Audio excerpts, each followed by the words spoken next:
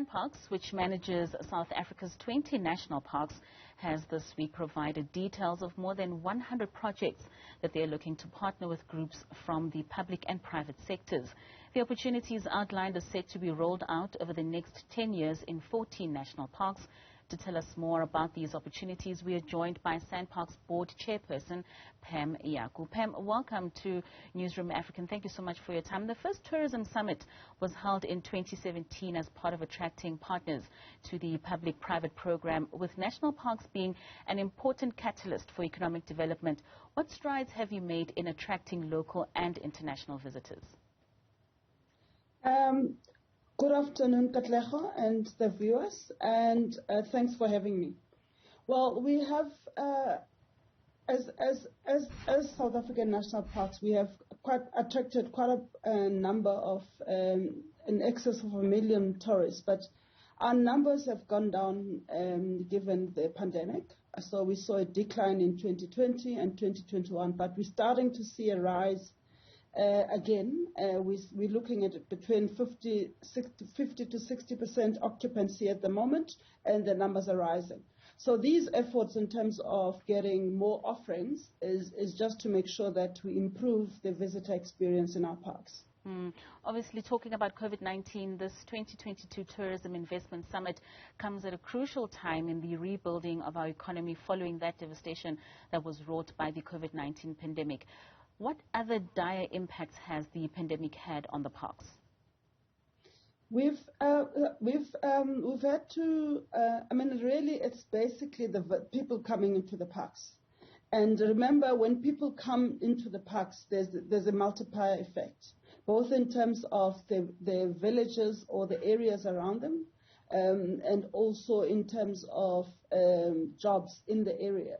So we've had ourselves not been able to meet some of the things that we're supposed to do, like in some cases infrastructure maintenance.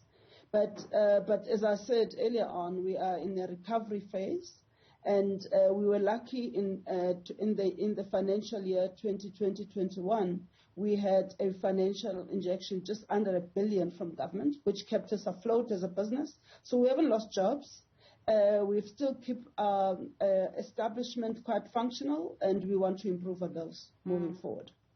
So through the strategy, SANParks has earned in the past 20 years a total income of over 1.3 billion rands through this public-private partnership. The revenue generated through these partnerships is contributed significantly to the funding of conserving the overall sustainability of the parks. You're inviting the private sector investors to come on board.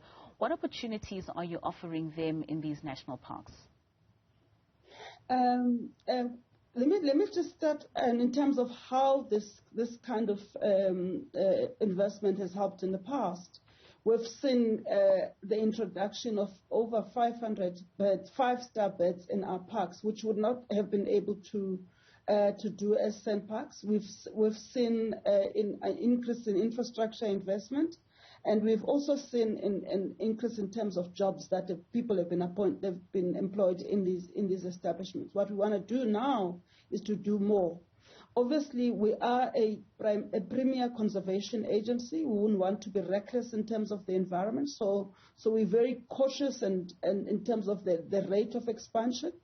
And we are looking at accommodation establishments or lodges. We're looking at adventure activities. We are looking at restaurants, people to come and run restaurants in the parks, and retail shops, and also in some cases courier shops. And we're also looking like something like, I don't know if you're aware that there is a landing strip or an airport in Skukuza in the Kruger National Park. That's also coming up for anyone to partner with us. So that's very interesting. You mentioned a little earlier the issue on the creation of jobs, and SANParks alone employs 4,000 employees, and your concessionaries employ an additional 2,100.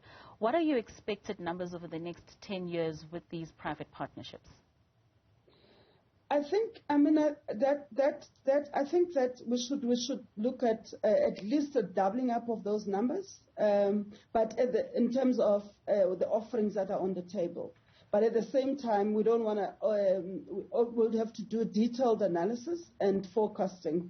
But we're going to see direct jobs and indirect jobs. And I think for me, it's also the indirect jobs that we need to start looking at based on the spin-offs coming from the investments. Mm. Which of your 14 national parks are you really looking to get most activity of these private partnerships happening? We do know that your Cape Town is quite a prevalent one, but which other of those are you looking to see more expansion in terms of these partnerships? We've got some offerings in the Kruger National Park. I think that's probably the one that's well known for most people. We've got some in Ado Elephant National Park. We've got the West Coast National Park and Marakele National Park. So there's quite a few. There's a kind of 14 of parks that we're looking at. All right. Thank you so much, Pam Yako. That's Pam Yako, the board chairperson of SANParks, telling us about the expansion of their public-private partnerships with the public and calling for investors to come in and expand on their own businesses within those parks.